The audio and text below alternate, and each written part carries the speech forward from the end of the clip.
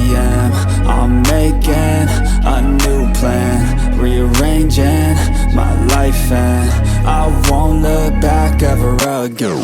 Yeah, you ain't see me activated. You better hope that you never see me agitated. I think about my actions, plan them out, evaluated. That's how I end up on the top, man. अस्सलाम वालेकुम viewers, आज के episode में मैं आपका मेज़बान असद रहमान फिर से हाज़िर हूँ। वेलफेयर कम्युनिटीज़ का काम क्या है और वो क्या कर सकती हैं और कितने पैसे खर्च होते हैं और ये कितना आसानी से हम अपने मसाइल को हल कर सकते हैं और इनकी ज़रूरत कितनी अहम है, इस पे आज हम बात करेंगे आपके साथ। जैसा कि आप जानते हैं कि जब से हमने तरक्की की है और बहुत सारी हाउसिंग सोसाइटीज़ पाकिस्तान में या दुनिया भर में बनाई जाती हैं ताकि एक गेटेड कम्युनिटी और एक बेहतरीन सिस्टम को मुतारफ़ कराया जा सके। बिल्कुल इसी तरह किसी भी जगह पे, किसी भी लोकेलिटी में जहाँ बहुत सारे लोग रहते हैं, अपने-अपने घरों में एक वेलफेयर कमेटी के ज़रिए एक कम्युनिटी सिस्टम को डेवलप करके हम बहुत सारे मसाइल को खुद से एड्रेस कर सकते हैं। साथ ही साथ अगर इसके हम कम्युनिटी पुलिसिंग को जोड़ लें, यानी जो आपका इलाका थाना है, उसके साथ अगर आपकी वेलफेयर कमेटी का लाइज़ॉन हो जाए, उनका आपस में राब्ता हो जाए, तो बहुत सारे मसाइल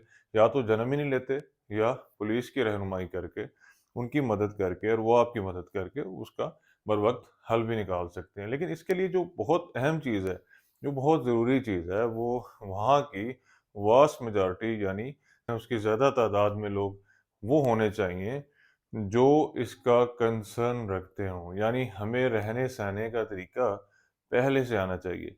पाकिस्तान में जिन मसाइल का हम सबसे ज़्यादा शिकार हैं, मैं समझता हूँ, वो है हमारी तालीम व तरबियत। यानी हमें रहने-सहने का तरीका शायद उस तरह से आता ही नहीं है। अगर हम बात करें हाउसिंग सोसाइटीज़ की और अगर उसमें एक मेजॉरिटी उन लोगों की है जो पढ़े-लिखे हैं और फिर उसके बाद वहाँ पे आपको अगर इंतज़ामिया भी मिलती है जो खुद से बहुत सारे मामलात को चेक एंड बैलेंस के ज़रिए देख रही होती है, फिर तो मामलात होते हैं ठीक।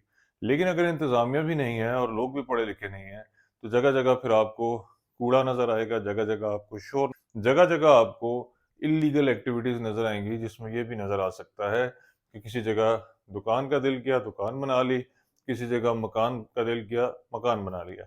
लेकिन हमारा सिस्टम निज़ाम कोई नहीं है। हमें ये नहीं मालूम होगा कि हमें यहाँ पे कितनी मसाजिद की ज़रूरत है, हमें नहीं मालूम होगा यहाँ पे कितने स्कूल की ज़रूरत है, हमें नहीं मालूम होगा कि हमें रास्तों को साफ़ किस तरह रखना है और इस्लाम हमें रास्तों के बारे में क्या सिखाता है। यानी रहन-सहन का जो तरीका है, मज़हबी पस मंज़र में अगर देखें तो वो बहुत शानदार है। यानी हमें पड़ोसी के हकूक़ सिखाए जाते हैं, हमें सफ़ाई निस्फ़ ईमान सिखाया जाता है, हमें ये सिखाया जाता है कि हमने किस तरह से चीज़ों का एहतराम करना है। तो वेलफेयर कमेटी बनानी हो तो इसके लिए क्या किया जा सकता है? एक प्रेज़िडेंट बना लें, एक जनरल सेक्रेटरी बना लें, कोई फाइनेंस सेक्रेटरी बना लें और आप इसी तरह बाकी मेंबर साथ मिलके। लेकिन असल चीज़ जो इसमें समझाने वाली बात है वो ये होती है कि आप सब लोग एक बात पे, एक मंशूर पे मुत्तफ़िक हो जाते हैं। उससे ये होता है कि वहाँ के जो लोग हैं जब एक कायदा कानून पे मुत्तफ़िक हो जाते हैं तो सबसे पहले हमारी तरफ से कोई ख़राबी पैदा नहीं होती। घरों से अगर कूड़ा बाहर जाता है तो वो इलाका गंदा होता है। यानी अगर आप उस वेलफेयर कमेटी का हिस्सा हैं और आपने एक मंशूर पढ़ रखा है तो चाहते ना चाहते भी आप उस पे अमल करते हैं। तो उसके बाद आपकी तरफ से बेहतरी उसी दिन से शुरू हो जाती है। उसके बाद बाकी ज़ाब्ते और जिस तरह हम बात कर रहे हैं आज इस मौज़ू में, और फिर वो चीज़ें शामिल होती जाती हैं और बेहतरी की तरफ हम मज़ीद आगे बढ़ते जाते हैं।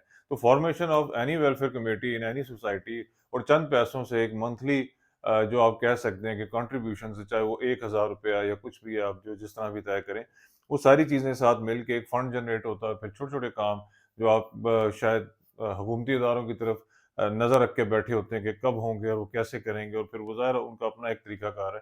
तो वो आप छोटे-छोटे काम खुद से ही करना शुरू हो जाते हैं। यानी अगर आपको पैसे लगाने हैं तो आप अपने ही पैसों से अपने ही मसाइल किसी हद तक हल करना शुरू हो जाते हैं और महसूस भी नहीं होता, क्योंकि सब मिलके जब काम करते हैं तो यकीनन उसमें बेहतरी की गुंजाइश भी ज़्यादा होती है और वो काम भी जल्दी हो जाता है।